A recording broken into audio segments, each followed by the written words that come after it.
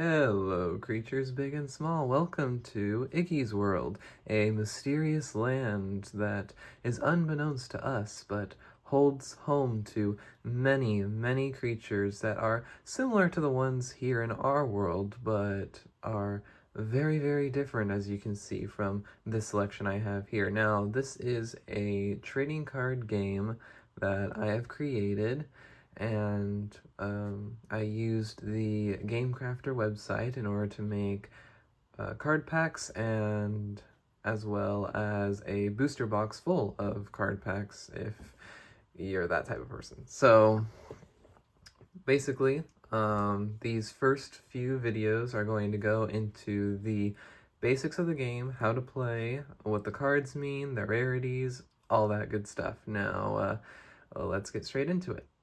Now, first up, we have creature cards. They are cards that you play in order to battle other players and to deal damage to other players. So let's take a look at all the aspects of a card right now.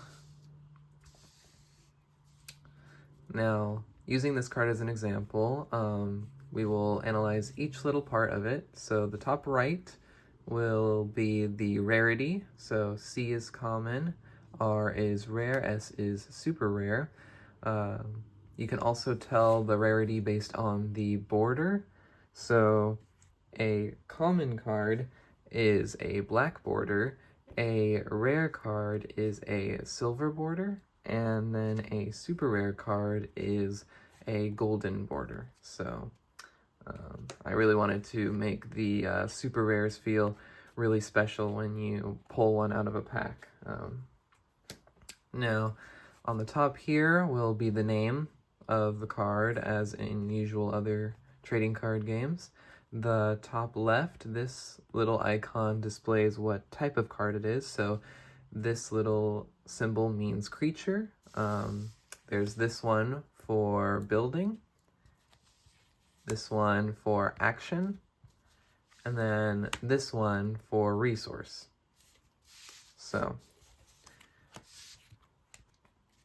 now on the left is the cost of the card, and it will display how much resources you need in order to play it, based on how many of the resource is found in here. That's pretty self-explanatory.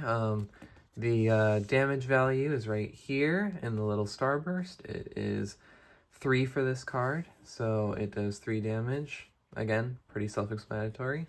The right little circle over here with the arrow, that is the recycle value. Now, for example, this one has a recycle value of 2, so you can do one of two things. You can either recycle this card, meaning discard it, and you get 2 resources to use for whatever you want. They are kind of colorless, they're elementless resources that you can use to pay for any card. Or you can discard this by shuffling the top 2 cards of your discard pile back into your deck, and then putting this back on top of your discard pile. Now, you might be wondering, why would you want to do that? Why would you want to shuffle cards back into your deck, other than for like special cards or super powerful cards that you want to replay? I'll get into that in just a second. Down here is the text box for the card. It either displays a quote, like right here, which means that the character basically doesn't do anything. It just has a quote. It has no special abilities. It's just a basic creature. Whereas abilities will be shown right here without quotations, and it's usually one word, 1 or 2 words, that is a special attack ability. And some cards will have parentheses that will display what the card or ability does. But I will make a video detailing all the different card effects and abilities that can take place in the game, and how each one works, and all that good stuff. So keep an eye out for that one, and that should be coming out soon. And last but not least, we have the element type. So you have all different types of resources in this game, and electricity is one of them. As you can see by this card right here, land is another. We have a total of 7 resources in this game, including electricity and land, and they are as such. So we have wind, electricity, sky, food, ghost, water, and land. So these are all the different types of resources that you can make decks with. Mostly I recommend making a deck of one resource type, although I have been playing a lot of this game with my friends and family, and we have been experimenting with 2 resource types in one deck, and that can be pretty fun. You get to mix and match different ones. So it's up to you. The power is in your hands. That's it for the creature cards. Now we're going to move on to the building cards, which there are 2 buildings per resource type. So there is 1 building that allows players to begin each turn with 1 of a specific type of resource, and then the other allows creatures of that type of resource to cost 1 less. So if you are able to get both buildings onto your board as soon as possible, then that means everything will be really, really cheap for you to use. And that can be pretty powerful, but we'll get into all the basics of deck building, all the rules behind it, and you'll see how to build a deck of your own and things like that. So for buildings, we have the cost up here as per usual. We also have the type of building right here, the name of the building, kind of like the creature cards. The rarity is the same. We have the icon for buildings, and the only thing different about buildings is that they are basically creatures that stay in the game forever. Only they don't deal damage, and they only have a recycle value. So, and the recycle value works just the same as with creatures. The only difference is that it doesn't have damage. And then it has a special ability that lasts for however long this card lasts in your board. So, pretty easy, pretty straightforward. Now let's move on to the action cards. Now, action cards are pretty different. They are the most different from all the other cards in this game. Actions kind of play as instants or sorceries if you've ever played Magic the Gathering, or they also kind of have the abilities like items and supporter cards in Pokemon. So basically you pay the cost. This one is the most expensive card in the game. It is 7 resources, and when you play an action, either if the action is a one-time thing that happens, a one-time event, then you can discard it immediately. But if a card has an ability that lasts throughout a turn, a round, or throughout the whole game, then I recommend you keep it in play, so that way everyone knows that it's still happening. Just to kind of alleviate any confusion or anything that could result from playing action cards. Now, the rarity is the same. The icon is an exclamation mark for the actions. We have the name up here as per usual. We have the type of action right here, and then down here we have the text box like the others. And they never have quotes, so it is always an ability, because it wouldn't make sense to play an action that does nothing. I could make that a card. If you want that to be a card, I can definitely make that a card, and that can come in the next set if there's a demand for it. So that's pretty much the basics of the action card. Now let's move on to resource cards. All right, resource cards. They act as our energy and fuel for the whole game. Basically, you won't be able to play any cards unless you have resources. how you play a resource is that you play it down, and then it stays in the game however long you want it there. And whenever you want to buy something or pay for a creature or action card, you basically have to discard the resource card. Now, you might be thinking, in Magic the Gathering and stuff, you're able to keep the resources that you have and keep them stacking, and you develop it over time. That's the opposite in this game.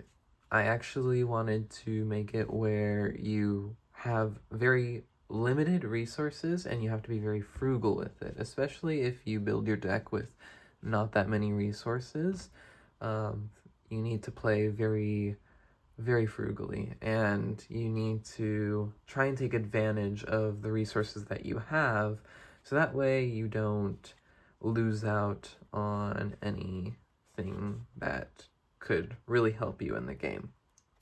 Now, that is also why I added the recycle value to creatures. So if you're tight on resources and you need the resources, then you can recycle cards and get those resources back. Although resources do have a downside because of the fact that when recycled, you're not able to get the full value of the card back. The highest amount of resources you can get back from a card is 3. I might change that later on depending on demand and your guys' playthroughs of the game, but I found that 3 is a good number for the most that you can get out of a card. And there's a lot of cards in this game that have all different assortments of recycle values, damage values, and costs. So you don't at all have limited amount of options. So that's the basics of the resource card. Now let's get into the setup and the basics of gameplay. Alright, let's get into deck building and gameplay. So first up is deck building. So a deck has to be 52 cards. A basic 52 card deck. You're not allowed to have any more or any less of that. It has to be exactly 52 cards. That way it can be an even playing field for everyone playing. And it's a good enough number where you're able to do a lot with not that much. So now I have card sleeves on all my cards just to protect them because I did not get the UV coating for these cards, so I want to make sure they don't get any damage or anything to them. But a 52 card deck will usually consist of 25 resource cards, about, give or take, and then 27 of any other card that you want to add in there. Now, what about duplicates? In this game, you're only able to have 2 copies of each card. So you're able to have 1 duplicate of cards with the same name. So let's say that you wanted to have, I don't know, if you wanted to have 2 rudders in your deck, then you'd be able to have 2 rudders. But let's say that I have rudder in this set, and then a rudder in a different set that has a different ability or a different artwork or whatever. You can only have 2 cards of the same name in your deck, unless it's a resource card. That's the only rule, is that you have to have 2, at most, cards with the same name. So you can mix and match. You can have one from the base set, and if a future set comes out that has a new artwork or new text or abilities or numbers, any of that, you can have that in there. It just counts as your copy of the card because they have the same name. Now, that's pretty much the basics of deck building. Everything else is free reign. The recommended resources is how many I told you. That is not a set amount. You do not have to have 25 resources in your deck. It is just recommended because It really helps a lot with balancing out however many resources you get on top of how many creatures you get. Now let's get into playing the game. Now setup is super duper simple. It's just your deck on the right. And then above your deck is going to be your discard pile. That's it. And then you have your playing space right here. That's it. Pretty simple, pretty easy setup. Now when it comes to starting the game, all players draw the top 5 cards of their deck.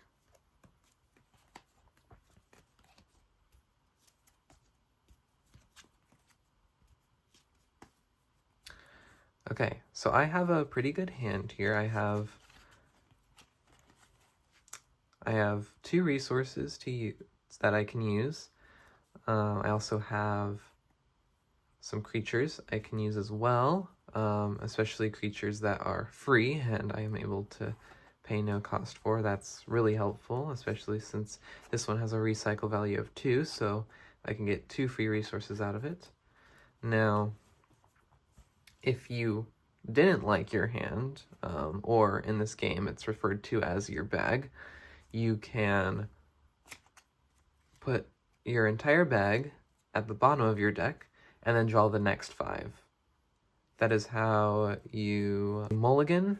So if you wanted to mull your bag, that's how you do it. And you can only do it once, so you need to be very cautious about if you think that the next hand will be better, or not.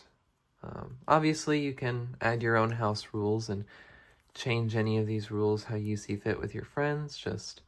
This is just the base game and the basics of it. So now, taking your turn. If you're going first, you don't start by drawing a card. But other than that, every single time you start your turn, you start by drawing a card. It's kind of basic in terms of all trading card games kind of start like that. So let's say that it's my second turn, or I'm the second person that's going, so I draw a card, and I got the whiz, so I'm going to save that for later.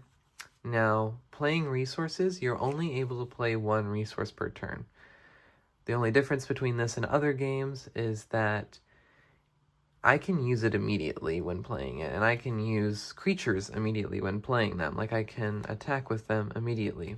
The only thing that you aren't able to use immediately after playing is the recycle value. You have to wait 1 turn before you can recycle a card. That's it. So, pretty simple, pretty self-explanatory. I'm going to play a resource card on my turn, and then I will play my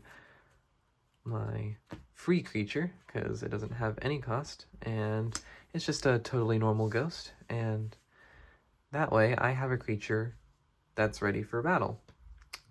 Now when it comes to the battle phase, what you want to do is that you choose a player.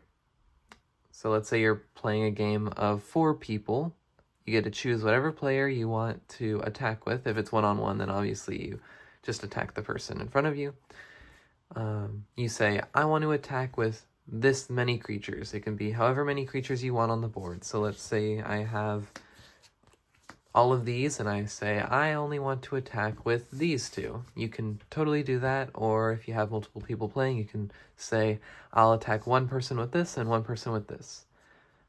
Now, on the other side of this, the other players, when they're being attacked by your creatures, they get to choose whatever creatures, if they have any, whatever creatures to block. They can choose not to block, they can choose what creature they want to use to block. The only thing is that you cannot decide what creature your creatures attack. So if someone had poor little Urtned, and you say, I want to destroy Urtned with Dewiz, you can't do that. It's up to the player, so you would say, I attack you with this, and they can choose whether to block with this card or not. So, again, pretty easy, pretty self-explanatory battle rules. It's very basic, not anything super complicated with it. Now, when it comes to blocking and attacking, when a creature is blocked, so let's say they did block each other, the number that is the highest, that's the number that stays in the game. So the player would discard Urtned because it has only a damage value of 1, and the Wiz would stay in play because it has a damage value of 3. If a card has the same exact damage value, so let's say that you have Topsy in this game, then both players would discard their cards because it's an equal exchange. That's it, and then they go back to normal. You don't have to carry on the damage with you. You don't have to keep track of how much damage it took. That is basically, you just want to, it's kind of like war where the highest number wins. That's it. You don't have to keep track with dice. And that's a big premise for this game that I wanted to make clear when building this game from the ground up, was I hate carrying around dice, and you probably do too. I hate carrying around all these extra materials in order to play a game with someone, so that's why all you need is a deck. That's it. You then go against them, and the reason why I chose 52 is that your deck can fit into a standard deck of cards, which is perfect. So it's easy transportability, and you're able to play it anywhere without needing any dice or anything like that. Now, after the battle phase, you end your turn by making sure you have no more than 8 cards in your bag. So 1, 2, 3, 4, 5, I'm good. If I had more than 8, then I would have to discard cards until I have 8 left.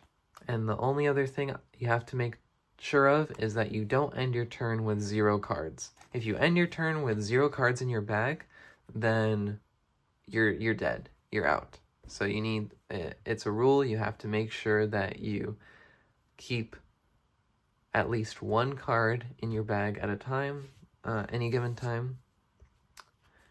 And yeah, that's about it for the basics of taking your turn.